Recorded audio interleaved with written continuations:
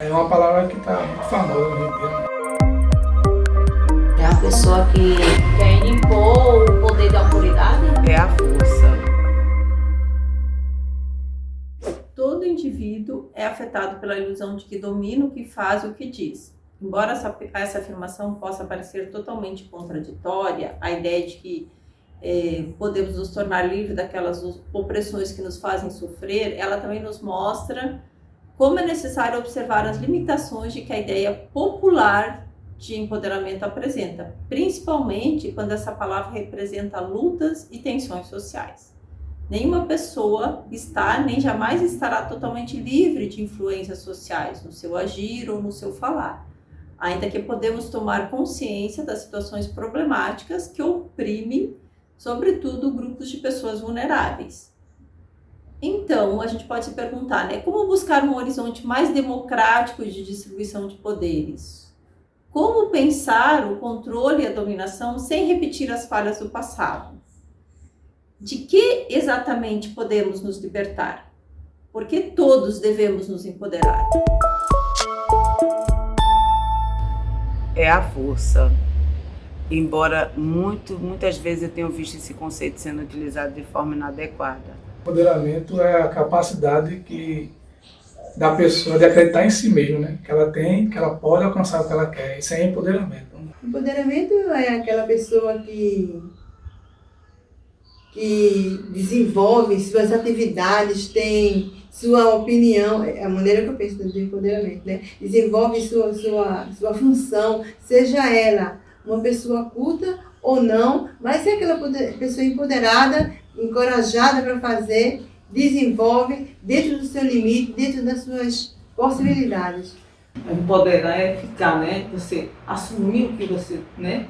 Entender, usar a roupa que você quiser, né?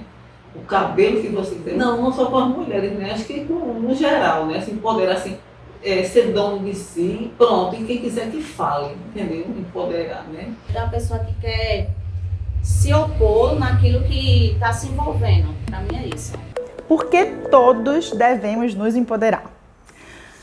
Todos empoderados é o imperativo de uma política discursiva neoliberal que constrói a ilusão de que o indivíduo é capaz de transformar tudo na sua vida. Que seu sucesso ou que seu insucesso são uma consequência apenas de suas próprias escolhas, de suas ações. Então, empoderar pode significar dar poder a alguém ou também tomar poder. Como diz Anselmo na sua entrevista, a crença em si mesmo é um atributo da pessoa empoderada. O poder, então, emana de si para si. Já Luciene constrói essa ideia de que empoderar é ser dono de si, ou seja, ter o seu corpo, si mesmo, como uma propriedade. Mas a gente já não nasce dono de si próprio? A quem a gente pertence?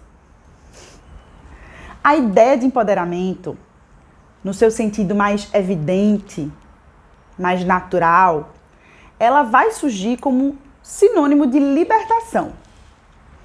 Daí, empoderar-se é libertar-se de algumas determinações sociais mais óbvias que esse meio exterior impõe ao nosso corpo, ao indivíduo. Por exemplo, ao nosso comportamento, à nossa imagem, à expressão da nossa sexualidade, ao nosso jeito de falar, no nosso trabalho e por aí vai. Então, acreditar em empoderamento implica necessariamente a crença na ideia de que é possível se libertar. Ou seja, é possível uma autogestão completa do indivíduo sobre o indivíduo, do sujeito sobre si mesmo. Assim como vimos nas falas dos nossos entrevistados. Mas será que isso é possível? Será que isso não é uma utopia? Empoderamento só me remete bastante em relação a feminismo, né? Empoderamento feminino. E eu concordo bastante. Empoderamento feminino é uma coisa que eu concordo, porque todo mundo sabe. Às vezes a pessoa tem vergonha de usar. Às vezes eu tenho vergonha de usar um biquíni. Eu não tenho mais ideia de colocar um biquíni, né? Entendeu? É o meu jeito, né?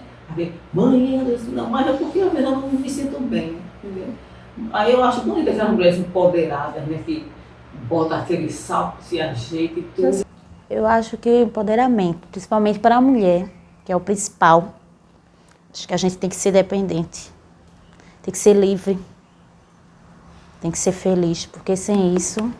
O sentido dominante que circula na nossa sociedade sobre empoderamento remete, de um modo geral, à mulher e aos movimentos feministas. E isso fica evidente na fala dos nossos entrevistados, que a gente acabou de ouvir, né? E temos certeza que você também faz essa associação. É verdade que a gente avançou muito em relação à conquista das mulheres e aos seus direitos nos últimos anos, né?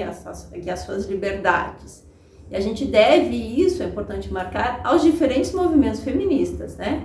Certamente, ainda precisamos avançar mais, porque ainda temos muito a conquistar. Mas quando as grandes conquistas femininas encontram um discurso que estabelece o indivíduo como único responsável por seu destino, isso produz a ideia de uma mulher superpoderosa, autossuficiente, capaz de mudar o rumo da narrativa da sua vida e escolher tudo, desde a sua aparência até o seu trabalho, né? E esse é justamente o funcionamento da ideologia neoliberal sobre o sentido de empoderamento das mulheres. Ele faz, por exemplo, uma mulher acreditar que ela é empoderada porque ela pode utilizar uma arma de fogo. A análise do discurso consegue mostrar quando e como esse discurso falha. Ele escapa ao indivíduo que está falando.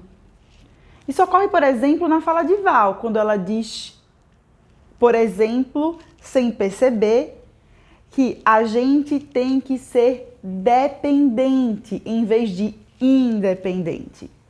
Esse ato falho mostra como o sujeito não tem controle sobre tudo o que diz, sobre o seu sentido. E aí repete o discurso patriarcal, que ainda domina a nossa formação social. Empoderamento, nutrição de egos desnutridos. Acho que não tem como você elencar determinados conceitos, essa questão do empoderamento, da empatia, que não seja de ordem coletiva. Que eu acho que a gente está se distanciando muito desse coletivo, desse bem comum, que é bom para mim, é bom para o outro.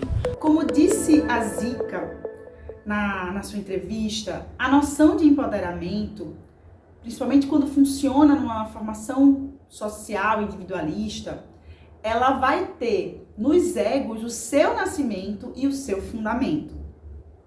É por isso, entre outras coisas, que nós temos visto o conceito de empoderamento sendo usado sempre em associação a conquistas pessoais. Nas redes, por exemplo, esse conceito ele vai ser associado a histórias de superação, a histórias de libertação. Muitas vezes ele vai ser associado a conquistas de autoestima, que era antes negada a determinados grupos de sujeitos. Isso é necessariamente ruim, negativo? Não, nós acreditamos que não. Mas nós acreditamos também que isso não é o suficiente se nós sonhamos com uma sociedade estruturalmente mais justa e mais igualitária. Mas é possível pensar em outros caminhos para o empoderamento. Como disse Kelly, é necessário que não nos afastemos do ideal coletivo da tomada de poder. Isso significa dizer que a autoestima, o bem-estar, a autovalorização de si próprio só são interessantes quando elas impulsionam os sujeitos a se identificarem com seus iguais, pensando numa luta coletiva por mais conquistas mais relevantes e para mais pessoas. Paulo Freire, por exemplo, defendia essa ideia do empoderamento comunitário. Ele lutava por um ideal de empoderamento que incluísse as questões de classe social, que levaria os sujeitos a uma emancipação. Não apenas a uma mudança de status pessoal ligada ao seu ego, né? Mas uma mudança de ordem coletiva. Na análise do discurso, a gente acredita que não é possível nenhum gesto de empoderamento que não seja coletivo, porque estamos sempre identificados com alguma ideologia, né? Se esse empoderamento está sustentado no eu individual e na autoestima, significa dizer que ele responde a uma ideologia neoliberal.